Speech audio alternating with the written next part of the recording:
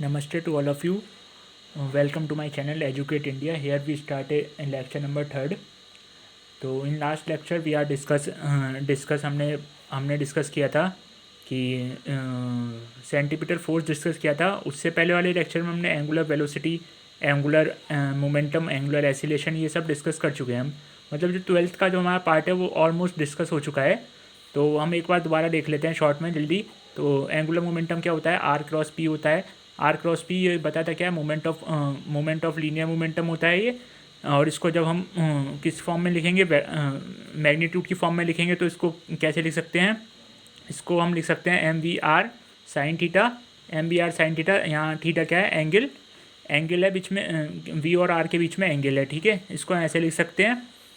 Okay then, और इसको अगर हम और दूसरे वेक्टर की नोटेशन में लिख सकते हैं तो हम वो कैसे लिखेंगे? वो हम लिखेंगे एम आर क्रॉस वी. तो ये हमने सब पढ़ रखा है. अब और हमने क्या पढ़ा था? टॉर्क पढ़ रखा है. टॉर्क क्या होता है? टॉर्क होता है turning effect of force. Turning effect of force होता है. और इसको क्या कह सकते हैं हम? तो ये क्या होता है?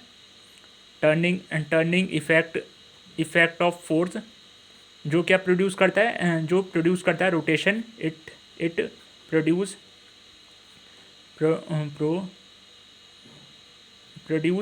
जो प्रोड्यूस करता है rotation about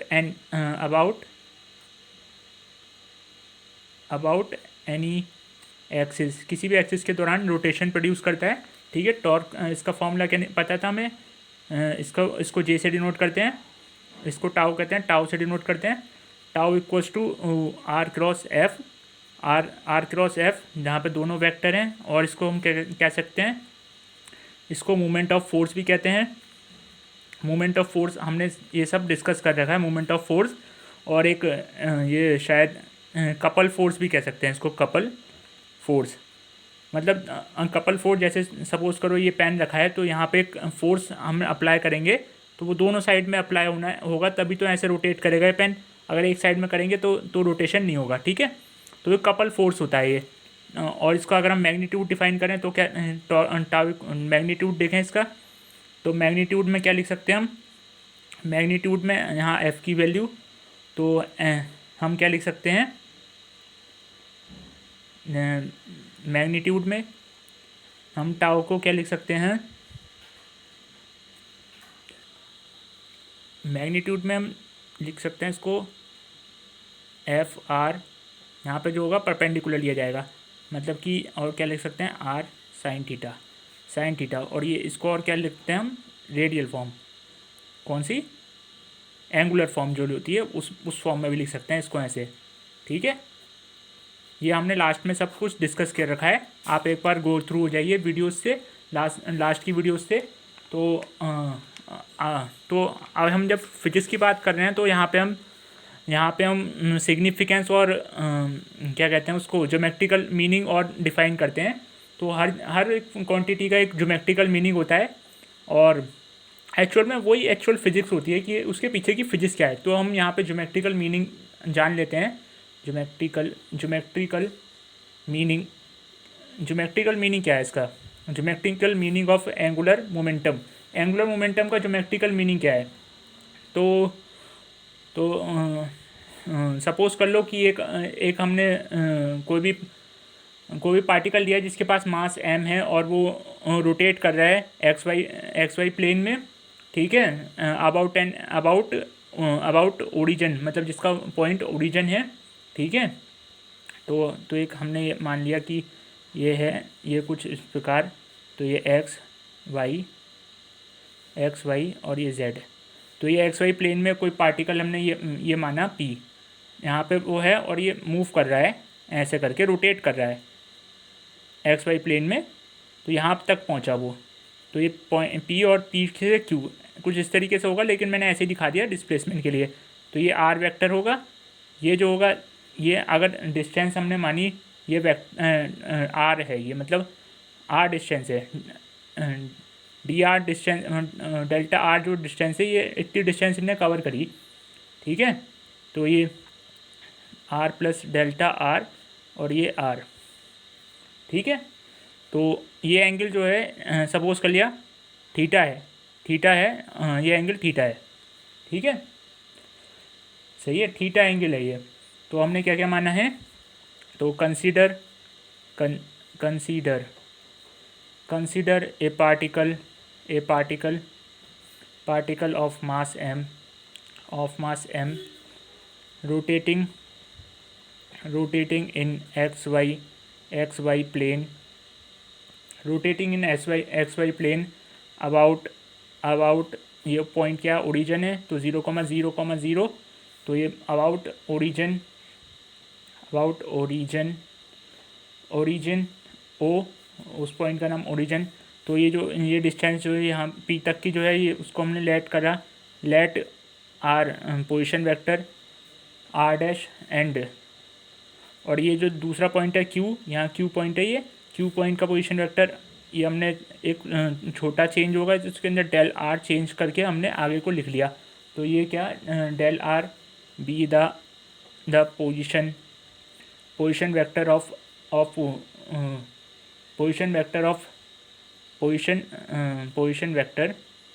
vector of particle about, मतलब एट इंस्टेंट, कुछ भी इंस्टेंट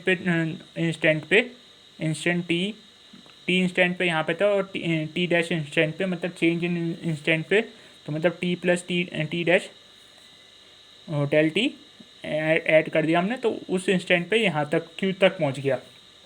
ठीक है, तो सही है। तो इसका जो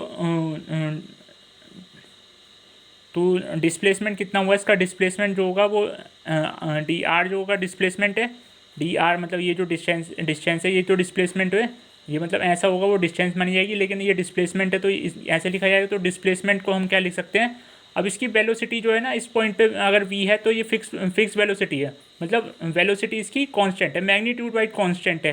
ठीक है, तो कांस्टेंट वेलोसिटी तो हमने v मानी, उसकी मूव कर रहा है किसी v वेलोसिटी से, तो v वेलोसिटी से मूव कर रहा है। ठीक है, तो डेल आर को हम यहाँ देख लो, वेयर डेल आर को कैसे लिख सकते हैं, डेल्टा आर को क्या होगा, वो डेल्टा आर जो होगा वो क्या होगा, ये डेल्टा आर क्या है,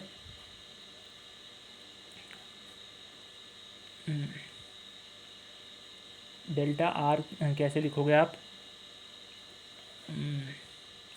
ये पॉइंट ओ है, ओ से क्यू, मतलब O Q vector, O Q minus O P vector, तो इसको क्या लिख सकते हैं हम, तो R vector plus del R vector minus R vector, तो वो कितना आ जाएगा, डेल आर वेक्टर आएगा। तो डेल आर ये होगा।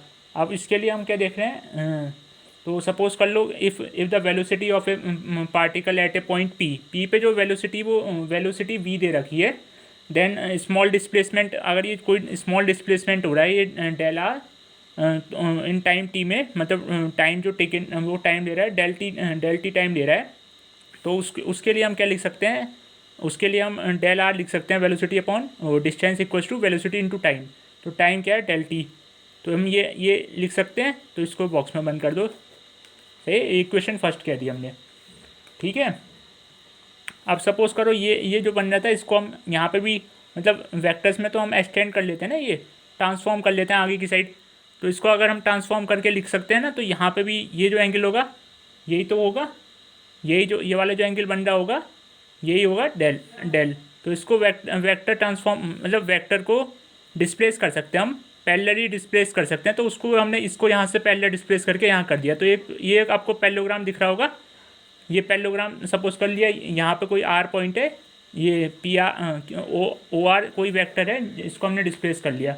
तो हम क्या लिख सकते हैं, तो कंप्लीट क्या हो गया, ये पैरेललोग्राम बन गया, कंप्लीट द पैरेललोग्राम। तो यहाँ पे पैरेललोग्राम बन गया, पैरेललोग्राम। तो पैरेललोग्राम क्या है, O P Q R parallelogram बन गया। तो हम क्या लिख सकते हैं, ओ आर मतलब ये वाली जो distance O R vector equals to O P vector, मतलब O Q vector, P Q vector, सही है, equals to del R vector. ठीक है, तो हम इसका पैरेललोग्राम का एरिया क्या निकाल सकते हैं, एरिया इक्वल्स टू पैरेललोग्राम का एरिया क्या होगा, ये क्या हो गया, यहाँ पे हमने पैरेललोग्राम का क्या क्या निकालेंगे, यहाँ पे एरिया ऑफ पैरेललोग्राम क्या निकलेगा, एरिया ऑफ पैरेललोग्राम क्या होगा, आर क्रॉस वेक्टर, मतलब ये वाला डिस्टेंस वेक्टर, ये वाली डिस्टेंस क्रॉस ये, तो आर क्रॉस डेल आर ये होगा इसका वेक्टर पैरेललोग्राम। अब ट्रायंगल जो बन रहा है, ट्रायंगल कौन सा देख रहे हैं हम, ओ पी क्यू वाले ट्रायंगल है, इसका area of O P Q क्या होगा, half half R cross vector R यही होगा। ठीक है, ये इसका हमने यहाँ तक ख़त्म कर लिया। ठीक है, सही है। ओके, अब हमने क्या किया कि ये हमने फर्स्ट इक्वेशन क्या पता है, R equals to V D T. अब इसको हम उस वाले इक्वेशन में पुट कर सकते हैं, मतलब एरिया ऑफ ट्रायंगल वाले में पुट कर सकते हैं। तो O P Q equals to half R cross del are.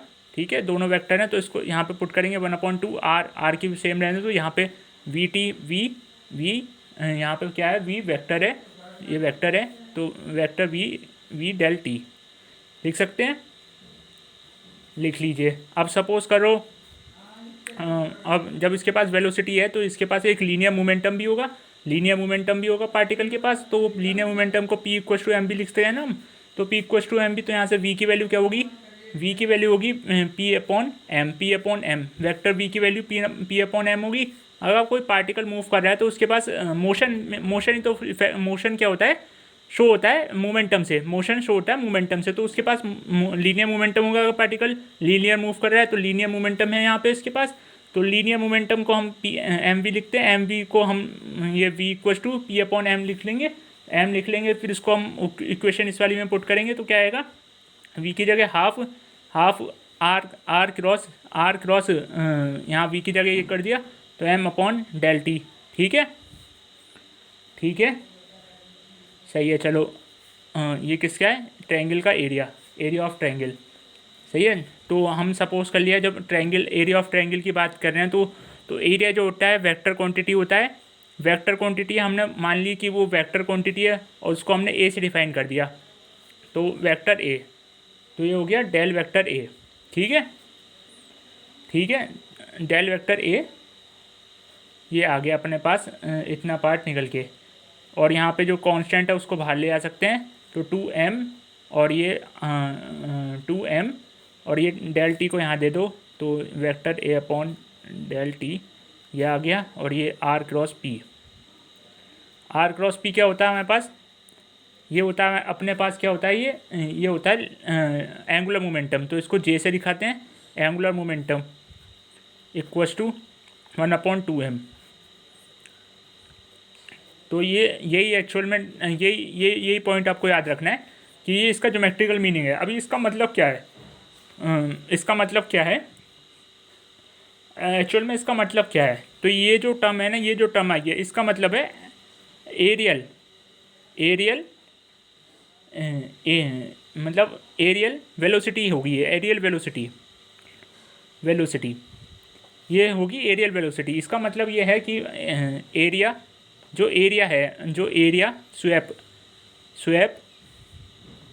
Swap out by the particle by the position vector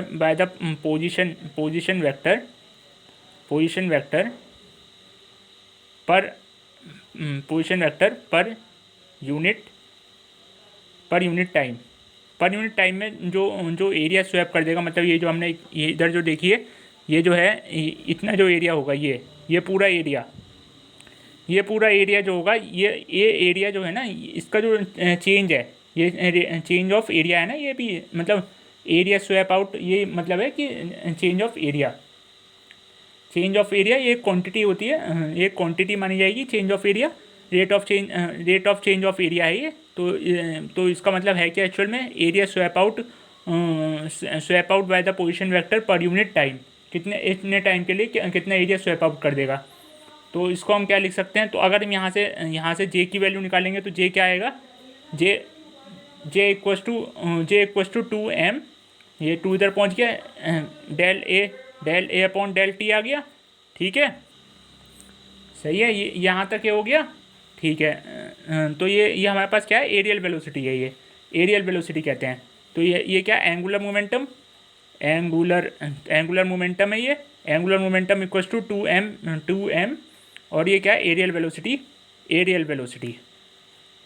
velocity सही है।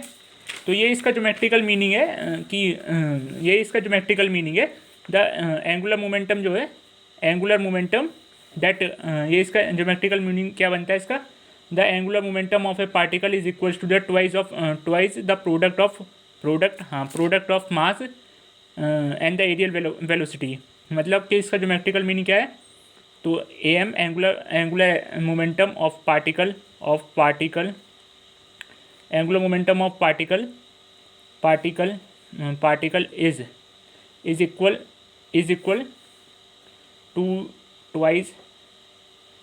To twice of twice the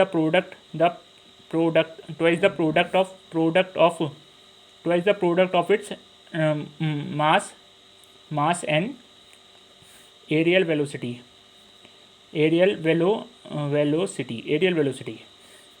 ठीक है। तो areal velocity of particle is a half of, तो ऐसे हम इसको उल्टा भी कह सकते हैं, aerial velocity of a particle is just half of angular momentum per unit mass. ठीक है, तो सही है। तो यहीं से एक कंसेप्ट आता है हमारे पास कि आपने पढ़ा होगा केप्लर्स का सेकंड लॉ।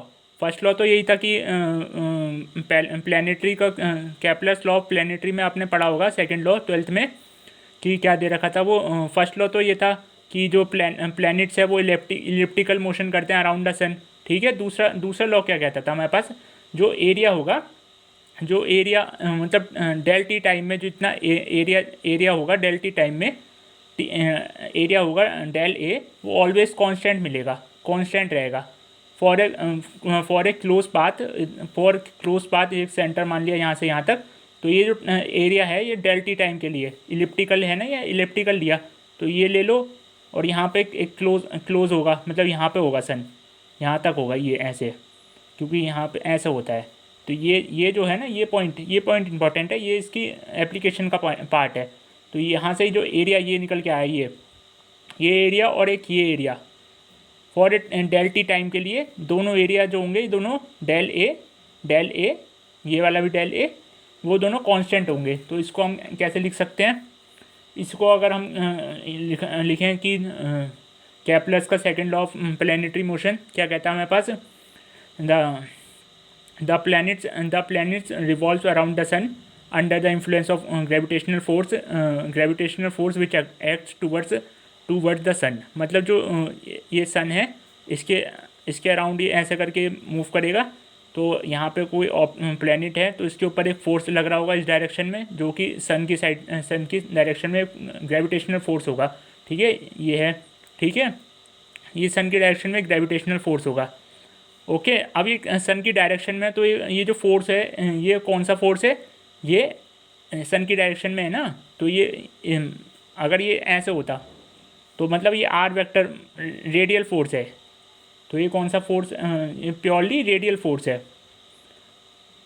रेडियल फोर्स कहलाएगा। तो ये कौन सा है, रेडियल फोर्स है। तो इसका मतलब रेडियल फोर्स है, तो इसको हम कैसे लिख सकते हैं, ये फोर्स कैसे लिखा जाएगा, तो ये फोर्स जो होगा ना, ये रेडियल फोर्स है, तो एफ आर कहेंगे इसको, रेडियल फोर्स, ये प्रॉपर रेडियल फोर्स है। अगर इसको हम उसके बात करें तो ये एंगुलर कंपोनेंट में इसका क्या होगा, एंगुलर फोर्स नहीं होगा, ये एंगुलर फोर्स नहीं है, एंगुलर कंपोनेंट नहीं है फोर्स का। एंगुलर कंपोनेंट क्या होता है, मतलब जो एंगुलर कंपोनेंट होगा वो मोशन कराता है, मतलब वो 90 डिग्री होता है इसके, इस फोर्स के 90 डिग्री फोर्स होगा ऐसा करके, वो एंगुलर फोर्स होता है। तो ये मतलब ये ग्रेविटेशनल फोर्स जो है ये टूवर्ड्स द सेंटर होता है, तो ये कौन सा रेडियल फोर्स हुआ। तो यहाँ पे वो रेडियल एफ आर होगा, ये एफ आर होगा, प्योरली एफ आर होगा। तो इसका मतलब एंगुलर कंपोनेंट आर थीटा वो क्या हो गया, ज़ीरो हो गया। एंगुलर कंपोनेंट ज़ीरो हो गया, तो एफ जो हमने अभी ऊपर निकाला वो क्या निकल, हमें पता है टॉर्क इक्वल टू होता है आर एफ साइन थीटा। सही है, आर एफ साइन थीटा, तो आर एफ साइन थीटा होता है ना, ठीक है, साइन थीटा। तो ये तो यहाँ पे जो साइन थीटा होगा, तो थीटा की वैल्यू, जब ये रेडियल फोर्स है तो यहाँ पे थीटा की वैल्यू क्या होगी, zero.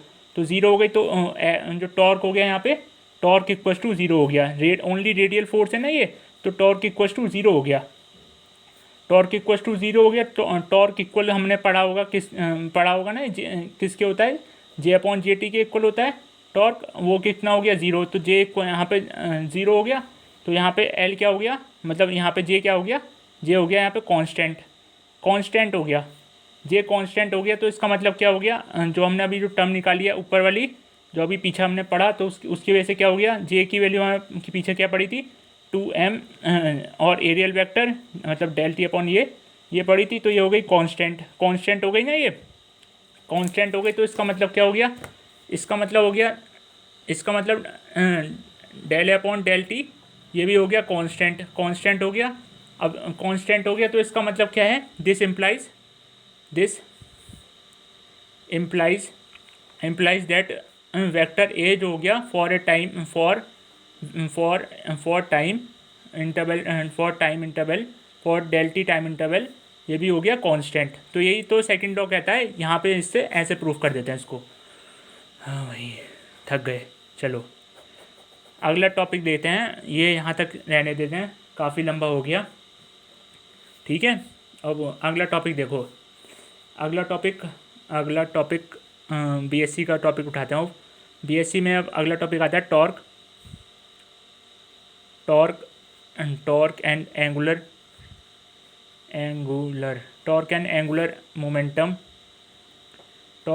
Momentum, angular momentum of for a system of particle, system of particle, ठीक है। तो अच्छा चल रहा है, ठीक है। तो कंसीडर, तो इसमें सेम है, consider the end particle system, consider the end particle system हमने कंसीडर कर लिया इन इनर्शियल फ्रेम, सही है। Inertial frame and particle system कर लिया। इससे पहले आपको ये समझा देता हूँ, सपोज अगर कोई सिस्टम लेता हम, कोई भी सिस्टम लिया हमने, ये सिस्टम लिया और ये नंबर ऑफ़ पार्टिकल है और यहाँ पे इसके एक्सिस ये है, तो इस एक्सिस के दौरान ये मूव कर रहा है ऐसे, सही है, मूव कर रहा है, इस एक्सिस के दौरान मूव कर रहा है ये पार्टिकल, इसमें नंबर ऑफ़ पार्टिकल्स है, नंबर ऑफ़ पार्टिकल हैं, और एक पार्टिकल ये है, एक पार्टिकल ये है। तो जो इसके जो होगा J1 फॉर J1 को कैसे लिख सकते हैं हम, R1 पोजीशन इससे यहाँ से डिफाइन होगी, यहाँ से, तो R1 और ये R1 F1 क्रॉस प्रोडक्ट है, क्रॉस, सही है। ऐसे करके, ऐसे ही अगर हम J2 देखेंगे तो R2 क्रॉस F2, ऐसे JN तक जो होगा, ये N पार्टिकल के लिए ये लिखा जाएगा RN क्रॉस FN वेक्टर, ठीक है। तो अगर हम किसकी बात करें,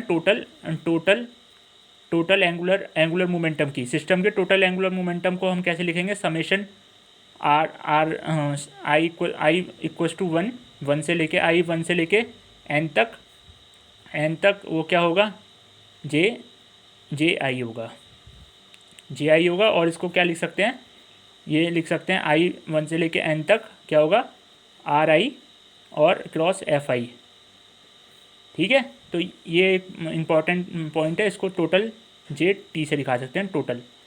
टोटल जो मोमेंटम, एंगुलर मोमेंटम होगा किसी भी सिस्टम का, वो समेशन, वेक्टर समेशन होगा। ये दोनों क्या हैं, वेक्टर हैं, वेक्टर समेशन होगा। Total momentum of a system is a vector summation of linear momentum of A number of particles, ठीक है। तो यहाँ पे पॉइंट याद रखना है, जो टोटल एंगुलर मोमेंटम होगा सिस्टम का, वो समेशन होगा नंबर्स ऑफ पार्टिकल्स के एंगुलर मोमेंटम के, ठीक है। तो अब आओ टॉपिक पे।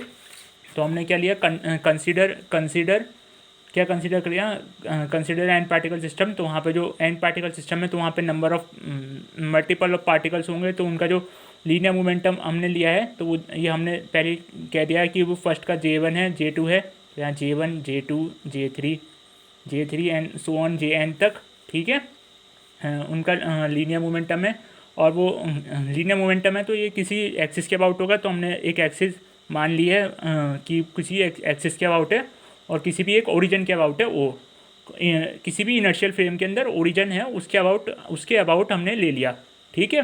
The total angular momentum of a system about the origin, about the point जिसके ऊपर हमने लिया है, about the point O is given by the vector sum of angular momentum of all the individual particles. यही हमने अभी पीछे बात डिस्कस कर ली, ठीक है।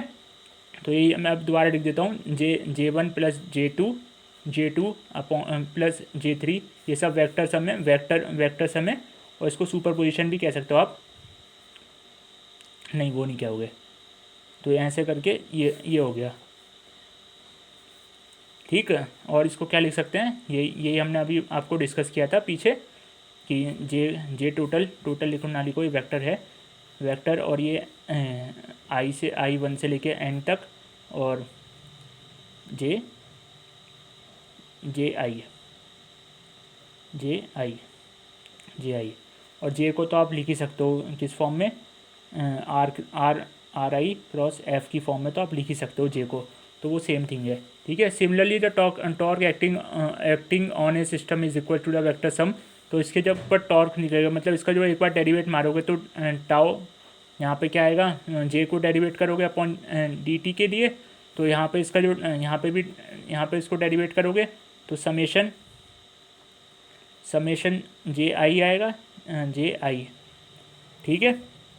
तो हम जे आई की वाली वैल्यू लिख देते हैं, तो वो क्या होगा, वो भी समेशन होगा किसके बीच में, तो वो समेशन को हमने बाहर लिख लिया। तो ये हम समेशन की बात कर रहे हैं ना, तो ये टोटल, तो यहाँ पे भी समेशन चल रहा है, तो समेशन बाहर है, ये समेशन यहाँ पे नहीं अंदर है, तो इसको बाहर ले लेते हैं, समेशन को बाहर ले लेते हैं। और ये क्या आएगा, जे डेल अपॉन डेल टी, यहाँ टी है। और ये क्या अपना, ये सिंपल इसको क्या लिख सकते हैं, are I summation R I cross F आई तक, एफ आई, ये दोनों वेक्टर हैं, ठीक है। तो यहाँ पे वेक्टर डेरिवेटिव लग जाएगा। वेक्टर का डेरिवेटिव को हम सिंपल कैसे तोड़ते हैं, आपने पढ़ा होगा, यहाँ पे रेंज भी है I1 से लेके N तक। तो यहाँ पे आपने सीख रखा है क्या है, इसको अगर हम डेरिवेट करेंगे तो क्या आएगा, इसको अगर हम डेरिवेट करोगे तो फर्स्ट का डेरिवेशन, तो डेरिवेटिव ऑफ फर्स्ट मतलब D upon D T R आई वेक्टर क्रॉस इस एफ को सेम रहने देंगे, सही है। और plus derivation of second, derivative of second, तो पहले आर जो होगा वो सेम रहेगा। यहाँ पे तो ऐसे नहीं करते कि इसको आगे पीछे कर लो, क्योंकि साइन चेंज हो जाएगा, ठीक है। तो यहाँ से cross del F I upon del F T, okay. Then यहाँ तक आपको समझ में आ गया होगा। जब इसको और सॉल्व करोगे तो यहाँ समेशन ऑलरेडी चल रहा है, जिसकी लिमिट है I1 से लेके N तक। और यहाँ पे ये तो इसका डेरिवेटिव तो आपको पता ही है कि मतलब D R upon D T क्या होता है, वेलोसिटी, तो इसको वी आई लिख सकते हैं। फोर्स को हम क्या लिख सकते हैं, फोर्स को सही है, वी आई लिख सकते हैं इसको, जे है ना यहाँ पे, जे को लिया हमने, यहाँ पे पी आता है, कंफ्यूज करा रहे हो यार, पी आता है, ये पीछे भी हमने गलत कर दिया होगा, जे के लिए पी आता है, पी जे वो टॉर्क में आता है एफ, जे के लिए पी आएगा, ये पी है, ये भी पी है,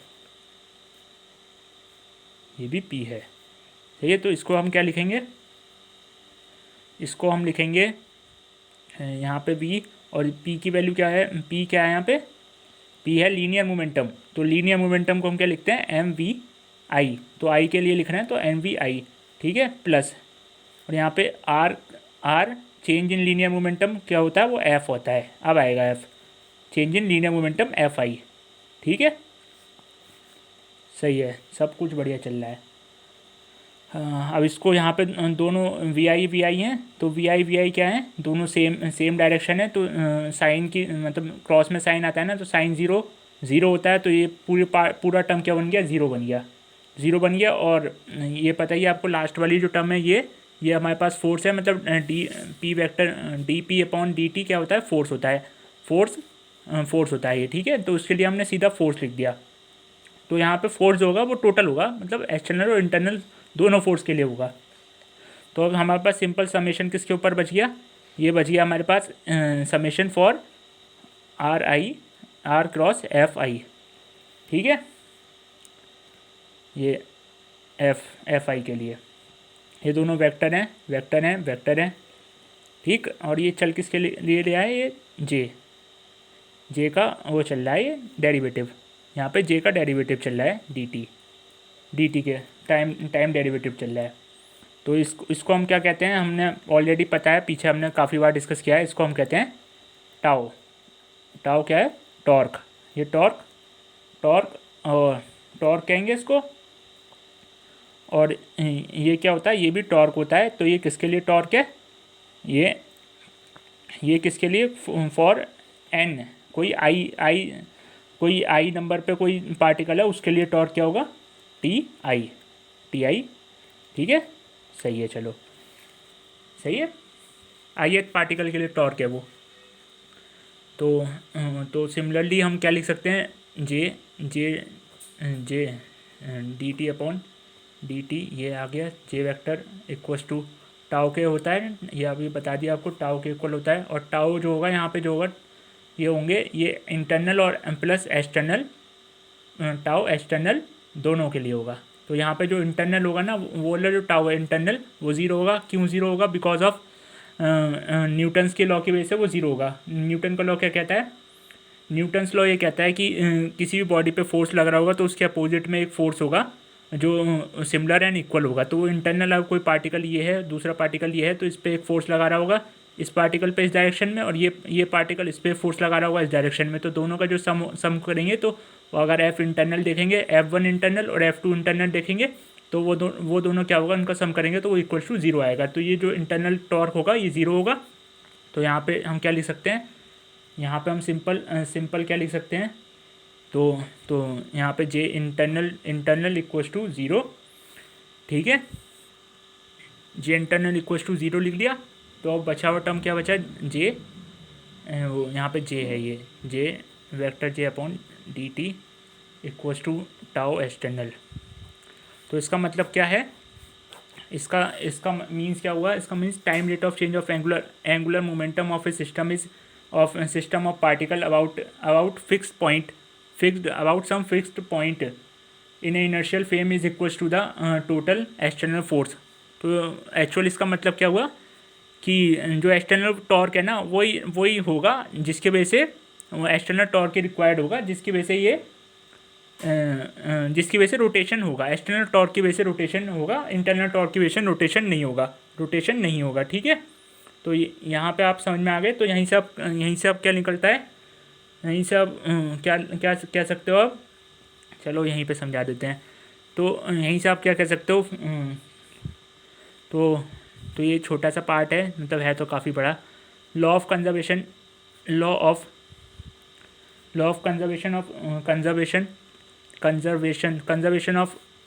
एम क्या कहता है यहाँ पे, law of conservation of M. जब यहाँ पे एक्सटर्नल टॉर्क है ना, तो जब एक्सटर्नल टॉर्क जीरो होगा, तो मतलब एक्सटर्नल टॉर्क जीरो हो गया। तो जब बॉडी जो सिस्टम है अपना आइसोलेटेड सिस्टम है, जिसके ऊपर कोई एक्सटर्नल टॉर्क नहीं लग रहा होगा, कोई एक्सटर्नल टॉर्क एक्टिंग नहीं होगा बॉडी के ऊपर, तो क्या होगा, ये चीज़, ये यहाँ पे क्या लिख सकते हैं हम, J vector upon J T equals to zero होगा। तो जे क्या हो जाएगा यहाँ पे, J vector equals to constant. अब ये काय का केस है, ये प्लैनेटरी मोशन का केस है। प्लैनेटरी मोशन में जो होगा वैल्यू, जो जे होता है वो कांस्टेंट होता है, ठीक है। और वो एक यूनिफॉर्म वेलोसिटी से प्लैनेट्स जो होता है सन के अराउंड चक्कर लगाता है, क्योंकि वो वहाँ पे जो फोर्स जे की वैल्यू आती है कांस्टेंट होती है। ये एक इंपॉर्टेंट पॉइंट है। और जे यहाँ पे क्या डिफाइन कर रहा है, हमने पहले ही बता दिया, जे इज अ समेशन I1 से लेके जे आई किसी भी उसका समेशन है पूरा। मतलब ये इसका मतलब क्या है, समेशन है, मतलब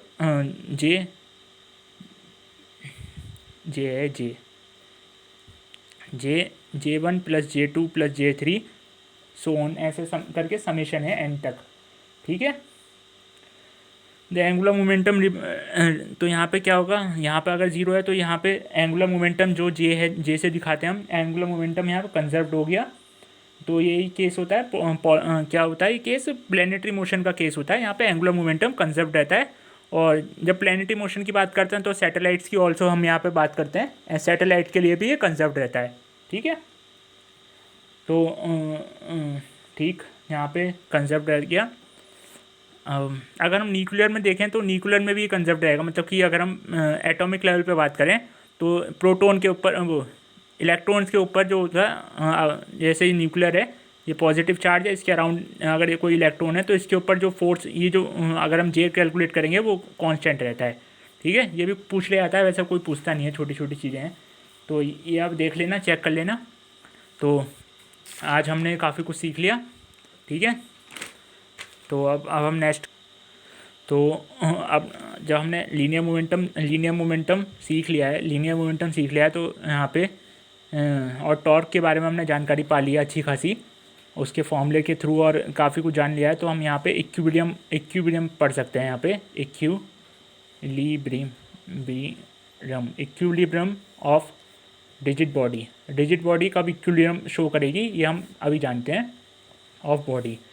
तो इक्विलिब्रियम क्या होता है? इक्विलिब्रियम ये होता है कि बॉडी जो है ना उसके ऊपर आइसोलेटेड हो, बॉडी आइसोलेटेड हो। तो बॉडी, कोई भी अगर बॉडी की हम बात कर रहे हैं और रिजिड बॉडी हो या फिर कोई भी बॉडी हमने ली, वैसे ज़्यादातर हमें बॉडी होती है रिजिड नहीं मिलती। रिजिड जो है ना आइडल केस होता है, रिजिड बॉडी आइडल केस है। और कोई बॉडी है तो उस पर कोई फोर्स लगेगा तो वो डिफॉर्म होती है ज़रूर, जिसके लिए हमने अगला चैप्टर आएगा, अभी आपके पास आएगा इलास्टिक लिमिट्स और प्लास्टिसिटी, इलास्टिसिटी, ये सब आप पढ़ोगे। तो यही है यहाँ पर। अगर हम बॉडी के ऊपर बात कर रहे हैं तो बॉडी जो दो टाइप का मोशन करती है, दैट ट्रांसलेटरी मोशन और रोटेटिंग मोशन। तो ये हमने पढ़ रखा है, ट्रांसलेटरी मोशन और रोटेटरी मोशन का डिफरेंस भी हम बता देंगे। वैसे आपने इतना वीडियोस, 3rd वीडियो चल रही है तो आप डिफरेंस जान चुके होंगे क्या क्या डिफरेंसेस हैं, जहाँ पे हमने उसको इक्वेशंस, न्यूटन्स इक्वेशन से ट्रांसफॉर्म भी किया है। तो वही डिफरेंस आ जाते हैं। ठीक है, तो अगर कोई रिजिड बॉडी क्या है, अगर इक्विलिब्रियम में है तो उसका रिजिड बॉडी को ट्रांसलेटरी मोशन होगा, ट्रांसलेटरी मोशन होगा, एक रोटेशनरी मोशन होगा। तो वो रिजिड बॉडी इक्विलिब्रियम कब होगा? इक्विलिब्रियम में जब होगा जब दोनों जो इसमें जो फोर्सेस होंगे, दोनों फोर्सेस वो ज़ीरो हो जाएँ, वो दोनों फोर्सेस का सम जो हो जाए वो ज़ीरो हो जाए। तो दो फोर्सेस का जो सम हो जाए, मतलब यहाँ पर अगर बॉडी की बात करें तो उसके एक एन पार्टिकल होंगे, तो N particle for a transitory motion, मतलब जो उसका फोर्स है वो ज़ीरो हो जाए, force summation of force zero हो जाए। और रोटेशन में बात करें तो समेशन ऑफ टॉर्क ज़ीरो हो जाए, समेशन ऑफ टॉर्क ज़ीरो हो जाए, टॉर्क ज़ीरो हो जाए। तो हम देखते हैं, चलो सपोज़ कर लिया हमने कोई बॉडी ले ली, उसका इक्विलिब्रियम सेट किया, तो कोई लीनियर एसिलेशन, सही है। तो अगर जब वो उसके जो फोर्सेस होंगे ज़ीरो होंगे तो मतलब क्या हुआ इसका? अगर कोई मैं कहता हूँ एफ एक्सटर्नल जो होगा वो summation of F external equals to zero है, तो इसका मतलब क्या है? लीनियर एसिलेशन जो है, linear acceleration F equals to M होता है ना, तो लीनियर एसिलेशन जो होगा वो कांस्टेंट होगा, कंजर्व्ड और कांस्टेंट होगा। अगर उसका जो summation of torque for N particle system, torque के लिए टाउ लिखते हैं, tau for N particle system, वो ज़ीरो है, तो उसका जो एंगुलर एसिलेशन होगा, या लीनियर एसिलेशन को हम कैसे दिखाते हैं? ए से दिखाते हैं, एंगुलर एसिलेशन को हम अल्फ़ा से दिखाते हैं। तो अल्फ़ा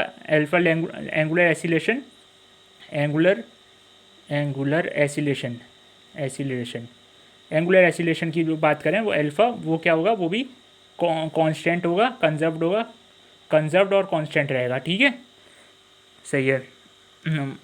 तो अगर वो बॉडी है तो हम उसको कैसे डिफाइन करते हैं? बॉडी है तो उसको हम सेंटर ऑफ मास उसका सेंटर ऑफ मास का जो होगा लीनियर एसिलेशन वो कंजर्व्ड होगा, क्योंकि बॉडी में हम सेंटर ऑफ मास की बात करते हैं। अगर उसकी जब हम लीनियर मोशन में जाते हैं तो बॉडी में पहले सेंटर ऑफ मास का लीनियर मोशन देखते हैं, ताकि हम पूरी बॉडी का लीनियर मोशन डिफाइन कर सकें कि वो कैसे शो हो रहा है और किस तरीके से उस पर फोर्सेस अप्लाइड हो रहे हैं, और अपनी न्यूटन्स की इक्वेशंस को अप्लाई कर सकें। तो उसका सेंटर ऑफ मास, तो यहाँ पे एसिलेशन लिया है ना, तो यहाँ पे क्या किसका लेंगे हम? सेंटर ऑफ मास की बात कर रहे होंगे, कि जो एसिलेशन ऑफ सेंटर ऑफ, मतलब यहाँ पे ACM की बात हो रही है। ये हमने लेक्चर नंबर 1 या 2 में जहाँ पे भी आपने देखा होगा, जो लास्ट सीरीज़ है शायद उसमें भी पढ़ाया हो, तो वहाँ पे भी आप चेक कर लेना। तो ये होता है। ठीक है, तो और यहाँ पे तो आपको बता ही दिया ए एक्सीलरेशन इस कंजर्व रहेगा और कांस्टेंट रहेगा, ठीक है। तो ठीक है, तो जो एक्सटर्नल फोर्स है वो अगर किसी भी बॉडी के ऊपर ज़ीरो है तो वो प्रोड्यूस एक्सीलरेशन तो होगा, तो वो एक्सीलरेशन तो होगा वहाँ पे। सपोज़ कर लिया जहाँ पे यहाँ पे हमने क्या लिया, F equals to P equals to M V P T equals to zero है, तो यहाँ पे पी जो है पी तो है पी तो यहाँ पे है डिफाइंड, पी तो यहाँ पे कांस्टेंट है, पी कांस्टेंट है मतलब पी कांस्टेंट है, तो यहाँ वी जो होगा change not change, P conserved है ये कंजर्व्ड है, तो पी जो होगा यहाँ पे कांस्टेंट हो गया, तो यहाँ पे एक्सीलरेशन इक्वल्स टू ज़ीरो हो गया, सही है। तो एक्सीलरेशन ज़ीरो होगा, तो ये तीनों प्लेन में एक्सीलरेशन ज़ीरो होगा, मतलब अगर वो फोर्स जो है कंपोनेंट में डिवाइड करें, रिजॉल्व करें 3 कंपोनेंट्स में, तो वो ज़ीरो आएगा, ठीक है। तो वही बात मैं कह रहा था दैट अगर मैं कह रहा था न्यूटन्स लॉ अगर हम लगाएंगे तो समेशन एफ जो एफ एक्सटर्नल है, F external that is defined as like this. तो सी एम की बात करेंगे बॉडी में, तो हम सिंपल सेंटर ऑफ मास का एक्सीलरेशन लेंगे, ठीक है। तो सेंटर ऑफ मास को एक्सीलरेशन को हम क्या लिख सकते हैं, that D V upon D C M upon D T, ये मैंने लास्ट लेक्चर में बताया, ये इक्वल्स टू ज़ीरो होगा। तो यहाँ पे वेलोसिटी ये चीज़ ज़ीरो है, ज़ीरो के इक्वल है, तो यहाँ पे वेलोसिटी हो गई constant, V C M equals to constant, वो उसका सेंटर ऑफ मास कांस्टेंट रहेगा। तो ये क्या बताता है, ये बताता है इसका इट्स शोज दैट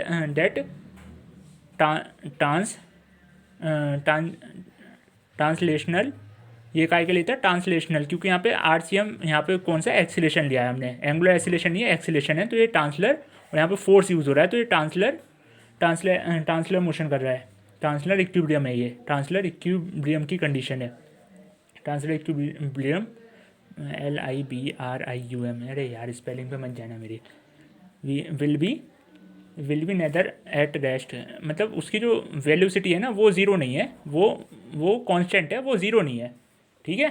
तो रेस्ट में भी हो सकता है, ज़ीरो भी हो सकती है, मतलब ज़ीरो नहीं होगी और यूनिफॉर्म रहेगी, कांस्टेंट रहेगी, यूनिफॉर्म है कांस्टेंट है, ज़ीरो नहीं होगी,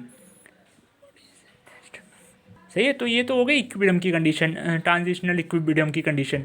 अगर उसके ऊपर अगर वो सपोज करो उसकी वेलोसिटी ज़ीरो ही है, मान लिया हमने ज़ीरो ही है, तो ज़ीरो है तो क्या होगा, वेलोसिटी अगर ज़ीरो है तो हम क्या कहेंगे उसको, तो बॉडी क्या होगी, रेस्ट में होगी, तो बॉडी इज़ इन रेस्ट। तो अगर बॉडी रेस्ट में है तो उसको हम वो कंडीशन क्या वो बनेगी हमारे पास, स्टैटिक इक्विलिब्रियम कहलाएगी, वो कंडीशन है हमारे पास स्टैटिक इक्विलिब्रियम, ठीक है।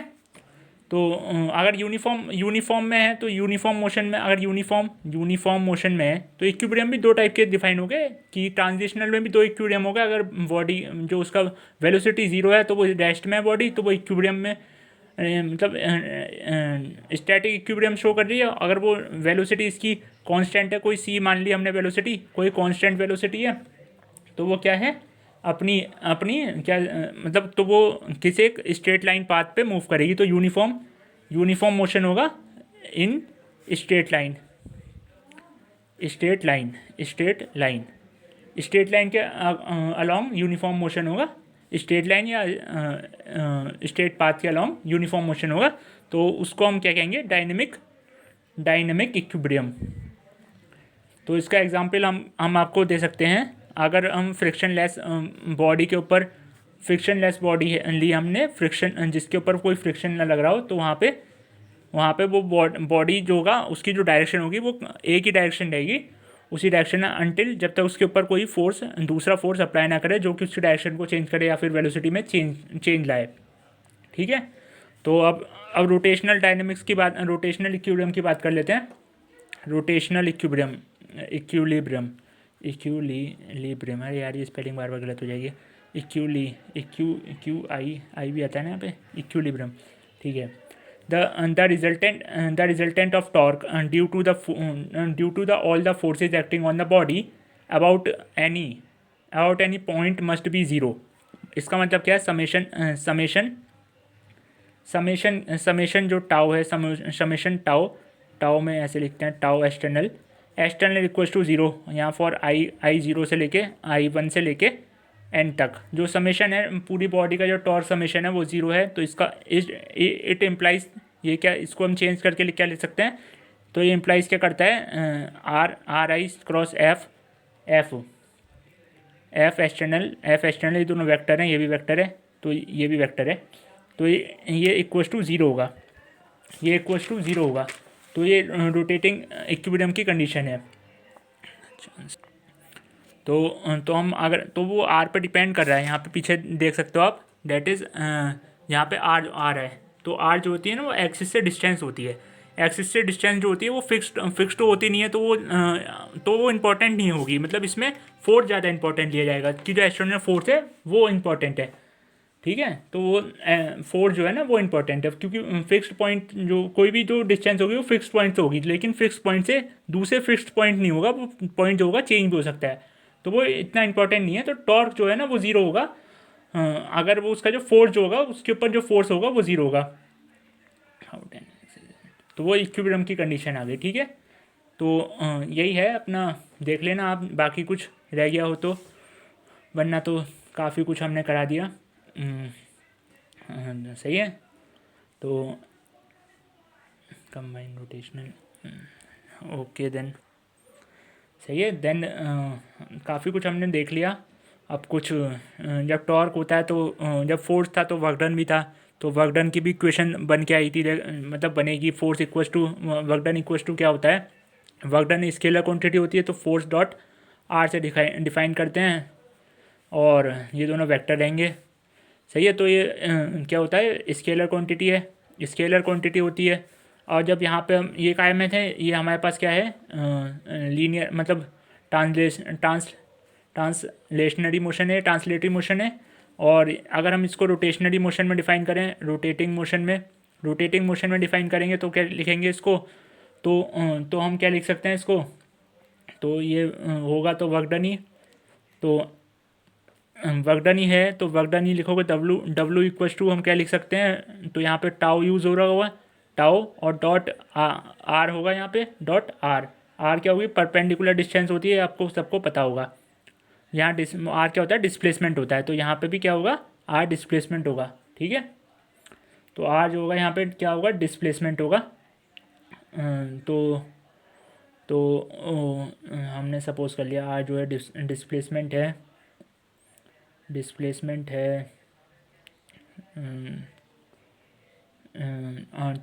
आर डिस्प्लेसमेंट है, तो लेकिन कौन सा डिस्प्लेसमेंट होगा, वो एंगुलर डिस्प्लेसमेंट होगा, तो वो इससे लिखा जाएगा एंगुलर डिस्प्लेसमेंट, ठीक है।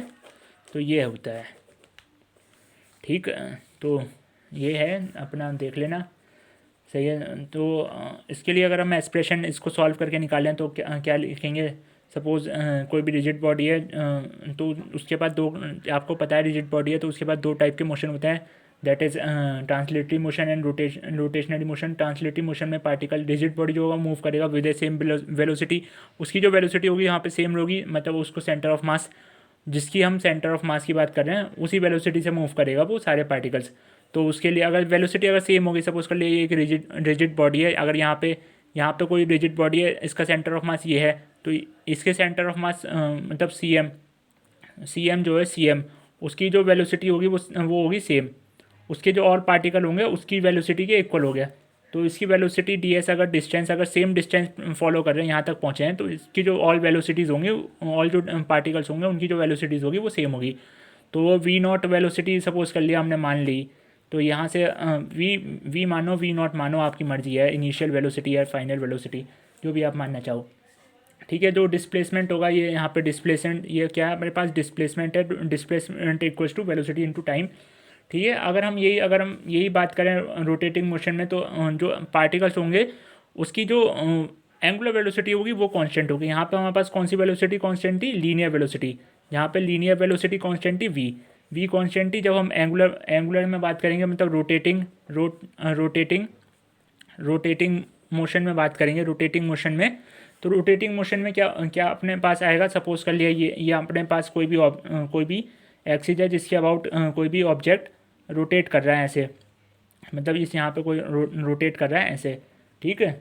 तो ये कोई पॉइंट माना पी पॉइंट पे इस पे वेलोसिटी, इस पार्टिकल की वेलोसिटी इस डायरेक्शन में ये पी दे रखी है, और पी दे रखी है ये इस डायरेक्शन में, और यहाँ से लेके ये आर जो है परपेंडिकुलर लिया है, आर परपेंडिकुलर है, ये पॉइंट है पी, ठीक है। ठीक है, ये आर परपेंडिकुलर है और ये ऐसे है, और जो हमने ओरिजिन माना है वो ये माना है, ठीक है।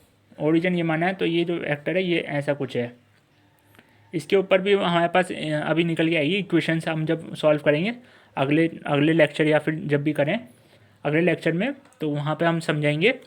अभी ज़रा थोड़ा सा समझ लीजिए।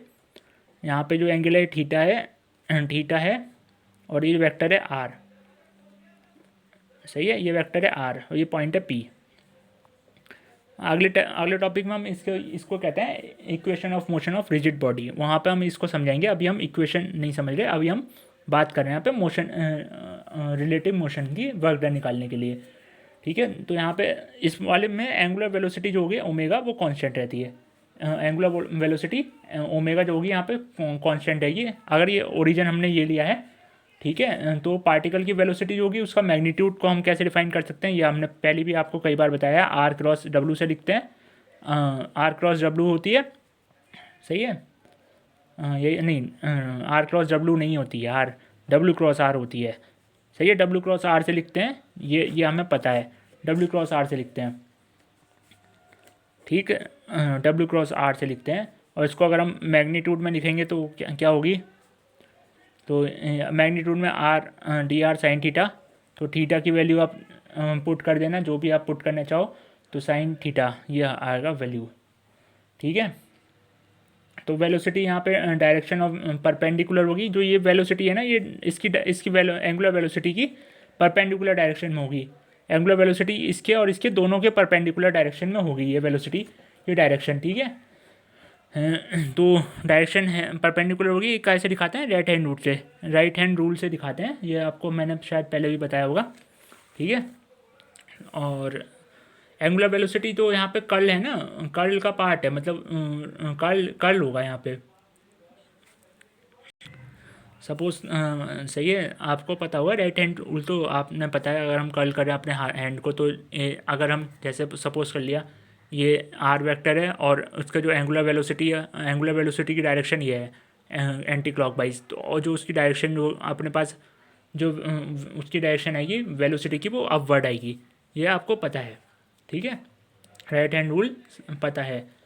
अब मैं कहाँ बात कर रहा था, तो यार भुलवा दिया, रुको, सही है। तो वो परपेंडिकुलर होगी उन दोनों के, आर के भी और ओमेगा के भी, ओमेगा वेक्टर के परपेंडिकुलर होगा। सपोज कर लिया ये यहाँ पे जो पार्टिकल था, अभी जो हमने अभी जो चूज़ किया था, ये यहाँ पे पार्टिकल था ऐसे, आर वेक्टर, ये आर परपेंडिकुलर, सही है। ये जो वेक्टर है ये ऐसे वी वेलोसिटी, तो सपोज करा छोटा सा डिस्प्लेसमेंट किया इनने, ऐसा कुछ छोटा डिस्प्लेसमेंट के लिए ये क्या है, del R displacement, del S displacement लिया, तो डेल एस डिस्प्लेसमेंट के लिए क्या लिख सकते हैं हम सिंपल लिख सकते हैं, डेल एस डिस्प्लेसमेंट के लिए वी टी लिख सकते हैं, कितने फॉर स्मॉल टाइम में वो स्मॉल डिस्प्लेसमेंट होगा, स्मॉल टाइम में स्मॉल डिस्प्लेसमेंट होगा, इसमें स्मॉल डिस्प्लेसमेंट होगा, तो उसको हम कैसे लिख सकते हैं, वी टी उस पार्टिकल के लिए यहाँ पे V V V del T ये लिख सकते हैं ना। तो वी की वैल्यू अभी पीछे हमने क्या लिखी है, वी इक्वस टू, यहाँ पे क्या है, ये वेक्टर है, तो वेक्टर है, तो V omega cross R vector, सही है। तो यहाँ पे omega vector cross R vector cross del T cross del T cross ये small change of time del T, तो इसको यहाँ से लिख सकते हैं। तो इसको ओमेगा डेल टी को ऐसे लिख लो, क्रॉस आर ये लिख लिया, तो इसको फाई लिख सकते हैं, ये अपने पास फाई क्रॉस आर हो जाएगा, क्योंकि ये क्या है, डेल फाई क्या है यहाँ पे, फाई क्या है, ये क्या है, वेलोसिटी इनटू टाइम, ये एंगुलर वेलोसिटी इनटू टाइम। तो यहाँ क्या है, change in displacement, angular displacement जो चेंज हुआ है, angular displacement, change in angular displacement, यहाँ पे मैंने फाई क्यों लिया है, क्योंकि ये जो यहाँ पे जो था ना वो थीटा था, तो यहाँ पे अगर मैं थीटा ले लेता तो आप कंफ्यूज हो जाते, इसलिए मैंने यहाँ फाई ले लिया। यानी कौन सा डिस्प्लेसमेंट है, इस वाले डिस्प्लेसमेंट की बात चल रही है। ये जो छोटा सा डिस्प्लेसमेंट हुआ ये वाला फाई, इसकी बात चल रही है यहाँ पे। ठीक है, सही है। फिर ऐसे लिख सकते हैं। तो स्मॉल इंस्टेंट के लिए एंगुलर डिस्प्लेसमेंट हो गया ये।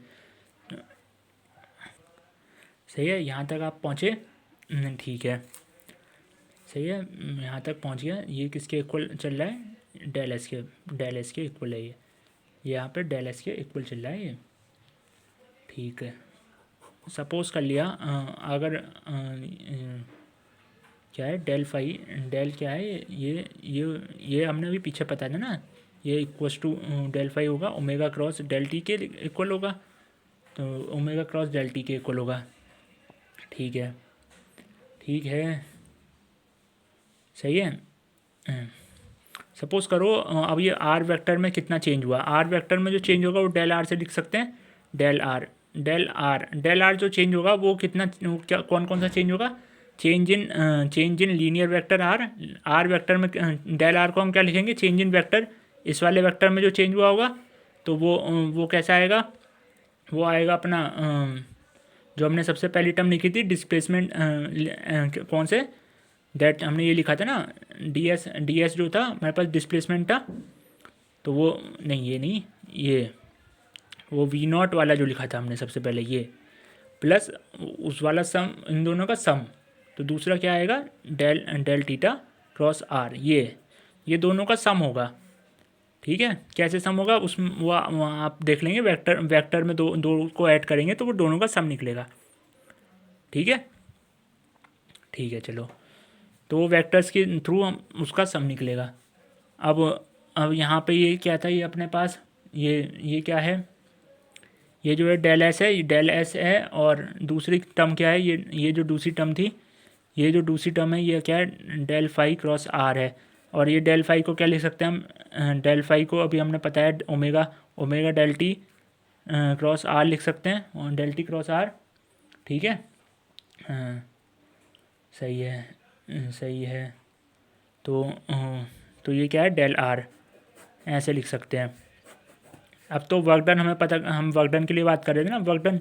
तो वर्क डन क्या होता है, F equals to work done equals to क्या होता है, एफ डॉट डी आर होता है।